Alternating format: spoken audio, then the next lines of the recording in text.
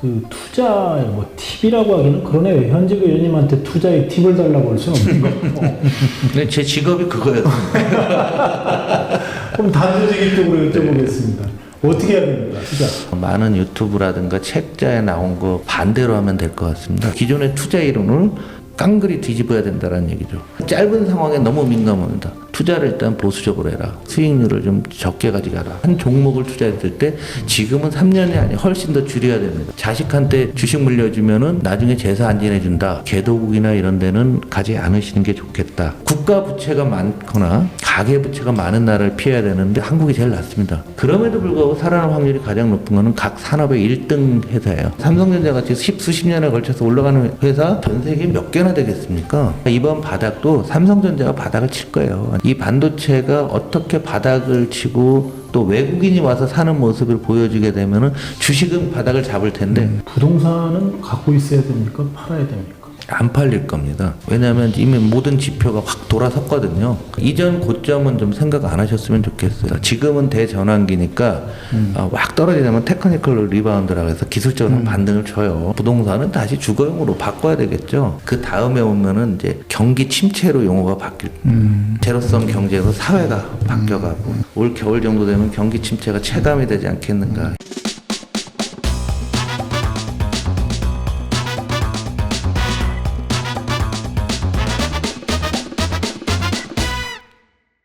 지금 가상자산의 시가총액이 7개월 만에 70% 넘게 증발했다. 네. 비트코인이 18,000달러 선이 깨지기도 했고요. 가상자산은 어떻게 해야 됩니까? 가상자산 그 자체도 자체지만 저는 별로 이게 될 거로 안 봤거든요. 가상자산을 쓰게 되면은 경제 정책이라는 걸 쓸 수가 없어요. 금리라는 게 과연 어떻게 정해지지? 경기가 침체되면은 어떻게 해야 되지? 한번 생각해 보셨나요? 경기가 좋아지면 또 과열을 억제하기 위해서 지금 금리를 올리자는 과열을 억제하려고. 근데 가상자산 잡으면 이건 어떻게 해야 되지? 뭐 이런 질문에 대해서 해답을 안 줘서 저는 그렇게 생각하는데 조용히 하고 있었어요. 왜냐하면 이게 블록체인 기술에 기반이 되기 때문에 그럼 블록체인 기술이 그러면 맞는 거냐 틀리느냐 하면서 많은 나라들이 그냥 끌려서 이렇게 들어갔던 것도 규제도 없이 버블이 한번 발생했다 꺼져서 약 뭐 우리나라 돈으로 2,500조 제가 한 3,000조 정도 사라진 것 같은데요. 아마 이것을 많이 했던 우리 젊은 층들이 MZ세대가 또 어려워지는 또 하나의 요인이 될 것 같고요. 실물 흐름도 꼬였고 그 다음에 제도권 금융시장도 어려운데 가상화폐까지는 정책에 포커싱이 안 될 것 같고 그러다 보니 가상화폐는 남들은 한 대 맞는데 두 대 맞는 꼴이 되는 거고 그 피해는 아무래도 가상화폐 투자를 많이 한 젊은 친구들이 많이 볼 것 같다 그 말씀이네요. 아무리 어려워도 투자에 또 성공하는 사람들이 있잖아요. 네, 증권회사 그렇죠. 계셨지만 자, 이 상황 속에서 어떻게 해야 이런 그 투자 뭐 팁이라고 하기는 그러네요. 현직 의원님한테 투자의 팁을 달라고 할 수는 없는 거고. 근데 제 직업이 그거예요. 그럼 단도직입적으로 여쭤보겠습니다. 어떻게 해야 됩니까? 투자. 앞으로 투자는 많은 유튜브라든가 책자에 나온 거 반대로 하면 될 것 같습니다. 다 거짓말이다. 그래서 제가 2007년도에 앞으로 주식 투자는 짧게라고 갔다가 되게 혼났어요. 내가 단기 매매를 조장한다라고 했는데 왜냐하면 다음 앞이 안 보이기 때문에 그러고서 글로벌 금융위기가 왔죠. 한 1년 전에 그 얘기했다가 되게 혼났었던 적이 있는데요. 일단은 우리가 투자를 한다고 했을 때 가장 중요한 게 있습니다. 일단 성격이에요. 이런 분이 있어요. 오늘 주식이 없으면 밤에 잠을 못 자요. 폭등할까봐 밤새 미국 시장이 폭등한다든가 주식이 있으면 폭락할까봐 잠을 못 자요. 이런 분은 안 하시는 게 낫습니다. 예, 일단은. 그런데 이건 성격인데 약간 좀 대범한 성격이어야 되고요. 그거보다 더 중요한 것은 사실은 객관적으로 상황을 보는 게 중요합니다. 객관성 있게 나를 보고 시장을 봐야 된다는 얘기죠. 제가 주식하시는 분들이 내가 오늘 2,000조 가계부채가 우리가 세계에서 제일 많은데 여기서 금리가 올라가니 한국이 제일 위험할 수도 있다. 그래서 빠졌다라고 볼 수 있지만 이거는 이 객관성은 1년 전에도 있던 얘기고 2년 전에도 있던 얘기였죠. 그러면 사람들이 주의를 해야 될 거 아닙니까? 그래서 객관성을 늘 항상 유지하고 그런 위험을 아시는 분이었다고 하면 어떤 위기가 왔을 때 주식이라는 위험 자산을 갖고 있지는 않았을 겁니다. 그래서 객관적으로 상황을 보여야 되고 항상 아전인수식으로 하시는 분들은 절대 투자에 성공하기는 좀 어렵다라는 생각이 들고요. 그 다음에 서두르지 말자라는 거죠. 이런 큰 흐름이잖아요. 제가 지금 금리가 이게 내려온 게 42년 내리다가 이제 올라가는데 얼마 이거 함부로 상상하지 말자라는 거죠. 내가 집을 팔기로 하려고 하면 시간이 꽤 오래 걸려요. 근데 시장은 최악을 가정하고서 먼저 떨어지거든요. 그러니까 서두르지 좀 않으셨으면 좋겠다는 거죠. 그래서 이런 어떤 심리적인 이런 거, 그리고 상황들을 보여야 되는데 상황을 짧은 상황에 너무 민감합니다. 특히 유튜브에 중독되신 분들이 많은데요. 유튜브에서 하는 것은 그 전날 얘기, 전날 미국 시장에 있는 얘기를 1시간, 2시간씩 계속 얘기, 그걸 매일 듣다 보면은 그것만 보게 되는 거죠. 한 걸음 물러서야 되는. 이것도 객관성이랑 같은 말이긴 하는데. 그건 굉장히 중요한 부분 같아요. 그게 중독성이 있거든요. 비관적인 얘기를 계속 중계방송 듣다 보면 멘탈이 비관적이 될 것 같아요. 네. 지금 주식 말씀을 드리면 투자를 일단 보수적으로 해라. 그리고 이런 거 있죠. 주식을 사면 이거 더블 날 것 같다. 속으로. 그런데 증권사 레포트 보니까 20% 올라간다는데 아니야, 더 올라갈 것 같다. 그렇게 생각하지 마시고 지금부터는 세상이 턴하는 전환점, 변곡점이라는 얘기죠. 그래서 어떤 게 10배, 20배 올라갈 주식이 있을지 모르지만 그건 잘 모르지만 일반적으로 주식 투자할 때 수익률을 좀 적게 가져가라. 이 말씀을 드리고 싶고요. 두 번째는 세상이 전환하는데 어느 방향으로 갈지 모르는데 투자 기간을 길게 가져가면 안 된다는 얘기죠. 이런 얘기 딴 사람 하잖아요. 좋은 주식 자식한테 물려줘라. 그런데 저는 옛날부터 그 얘기는 안 했어요. 오래 간다는 게 최장 저는 3년 이상은 가져가지 말라고 합니다. 하나의 경기 사이클이거든요.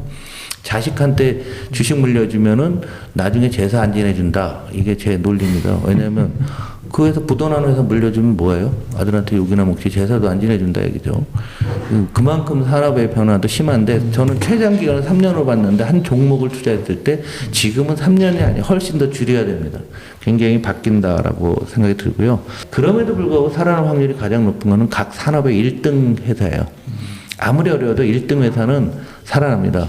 먼저 죽는 거는 5등 죽고 4등 죽고 3등 죽고 하다 보면 1, 2등 둘이 살아남습니다. 그러면 승자가 모든 거를 위너 테이크 올 하는 그런 상황을 상상하면은 본인만 하는 게 아니거든요. 다른 사람도 같이 상상해서 올릴 수가 있다. 1등 기업들한테는 기회가 될 수 있죠. 네, 그리고 이제 펀드 중에 다양한 사모펀드나 뭐 이런 게 많이 있어요. 그런 것들은 이 턴할 때 전부 이 가치가 사라집니다. 지금 뭐 M&A 기업들도 할 필요가 없어요. 지금 1년 지나면 아주 싸게 많이 살 텐데요. 기업 공개 다 취소되고 있잖아요. 그럼 기업 공개 펀드 같은 것도 있어요. 그런 거 할 필요도 없고요. 제가 보기에는 왜 안 돼요? 지금 이 상황에서 누가 하겠어요? 기업 공개. 그럼 증권사들이 와서 기업 공개 하자고도 안 해요. 잘못하면 리스크도 되니까.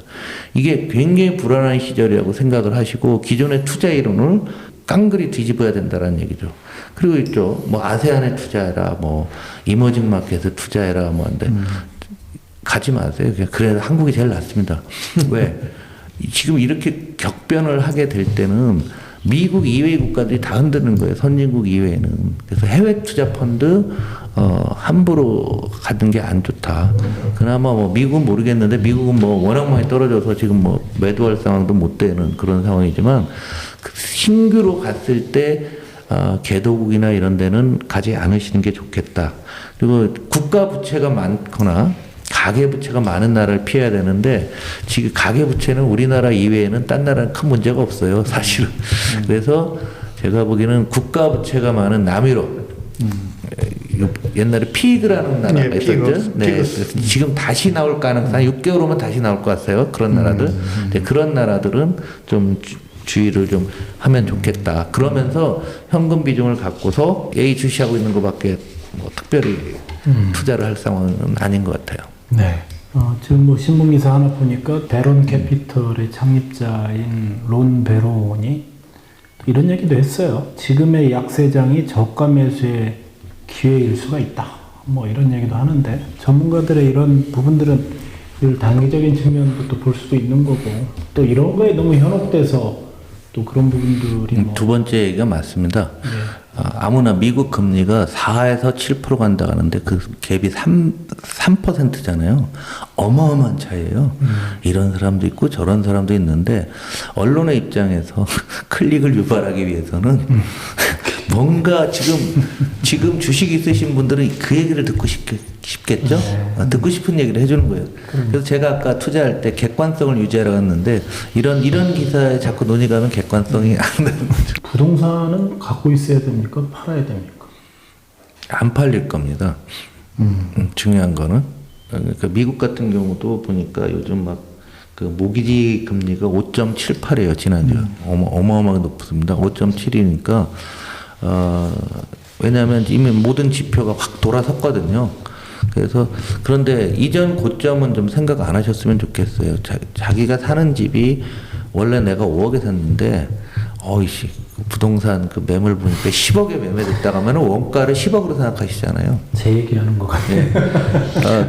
그거 원가는 5억이고요. 본인이 생각하는 적정가가 10억이 아닌 거죠. 10억은 어떤 사람이 한두 건 매매가 된 거지 진짜 매매는 7, 8억에 많이 됐을 겁니다. 아마 그러면은 7, 8억대 왔는데 그러면 본인의 여유가 되면은 살 수도 있는 거예요. 우리가 부동산을 주거용이 아니라 지난 3, 4년간은 다 투자였잖아요. 그래서 시각을 부동산은 다시 주거용으로 바꿔야 되겠죠. 그런데 혹시라도 팔리면 저는 팔겠어요. 팔리면. 그 현실적으로 이런 건 어떻게 생각하세요? 그러니까 주식이나 부동산이나 이거 뭐 크게 돈 벌 것 같지도 않고 그러니까 약간 뭐 물린 것도 있고 한데 그냥 난 거래 않고 꽉 버틴다. 완전 카버링하고 버틴다. 이런 작전은 어때요? 그게 이제 일본이 그랬거든요.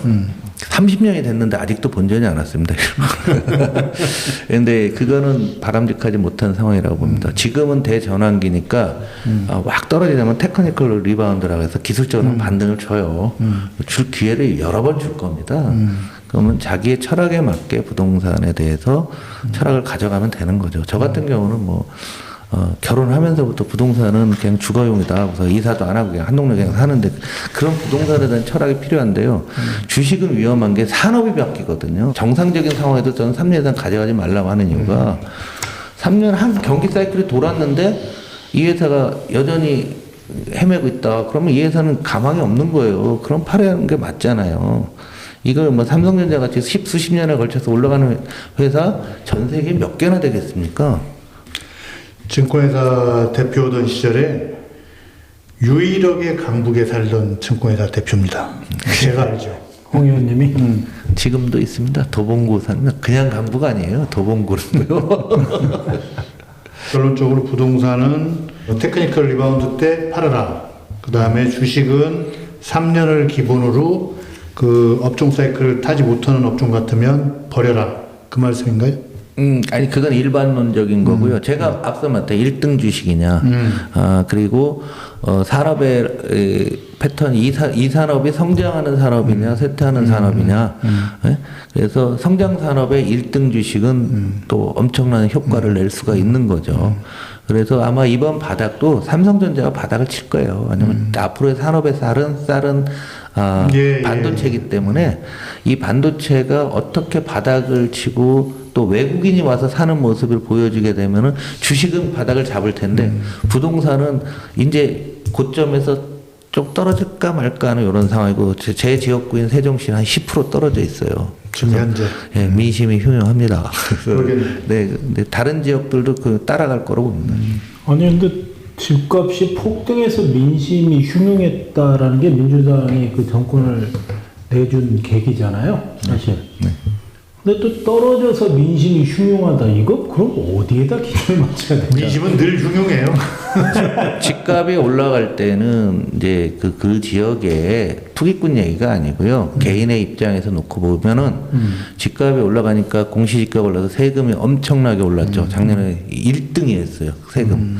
그러니까 그 지역에서 투자 목적으로 사신 분보다는 그냥 사시는 선량하신 분들의 입장에서 나는 집값이 오르건 말건 이 동네 살 건데 세금이 2배로 올랐다. 농사 지시는 분들도 왜 거기는 저기 농지도 엄청나게 올랐습니다. 농사 짓는데 올해도 고추 심을 거고 내년에 심을 건데 왜 세금이 올라가냐 이거고요. 근데 반대로 이게 떨어지게 되잖아요. 떨어지게 되면은 기분 나쁘잖아요. 아무리 길게 한다 하더라도 본인의 있던 기대감이 상실되게 되니까. 그래서 제가 제안했던 게 받아들여지는 않았는데 저는 이동 평균으로 하자고 했거든요. 공시지가 할 때 3년 평균 집값으로 평균을 내서 공시지가를 내자. 그러면 올라갈 때도 이렇게 올라가는 거예요. 커버가 좀 완만하죠. 완만하게 이렇게 하자고 했는데 뭐 못 알아듣는지 뭐 안 된 경험 사례가 있습니다.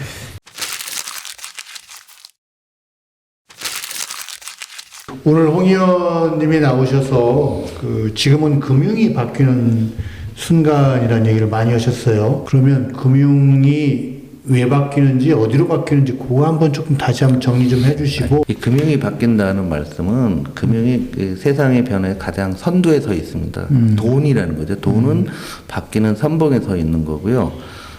지금 상황과 대해서 오늘 말씀을 못 드린 것 중에서 좀 하나 중요한 내용 중에 하나가 지금 우리 주제가 전부 다 인플레이션이잖아요. 물가가 올라가서 금리가 올라가는데 이 주제 갖고서 우리가 두 번이나 얘기를 했는데요. 그 다음에 오면은 이제 경기 침체로 용어가 바뀔. 왜 이제 금융이 올라가고 사람들의 소비가 줄고 하니까 이제 경기 침체로 되다 보면은 이제 그 다음에는 제로섬 경제로 사회가 바뀌어가고 요런 식의 순서로 가는데 지금은 금융이 바뀌는 순간이다라는 말씀이고요. 그리고 경제의 침체 부분은 뭐 지금 얘기를 별로 안 하고 있는데 올 겨울 정도 되면 경기 침체가 체감이 되지 않겠는가. 이번 코로나 이후에는 보복 수업이 끝나고 나면 그러니까. 네, 이제 경기 문제가 이제 더 큰 문제가 많이 나올고 그때 우리가 별로 쓸 게 없다.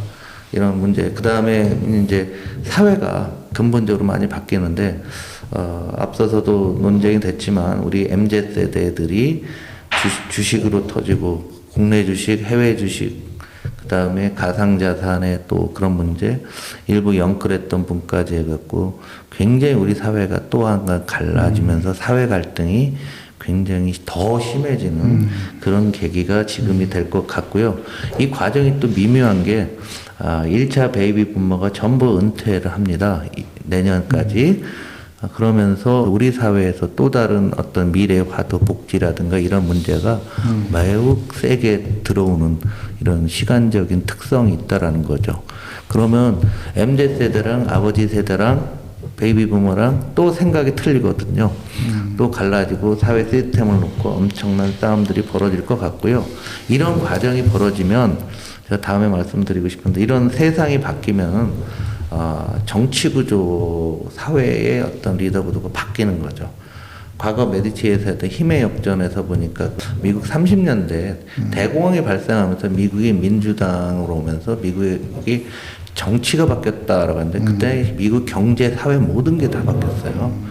아마 우리도 그런 어떤 대전환, 정치 전환도 가능해질 수 있는 환경이 되지 않을까라고 저는 기대해 보고요.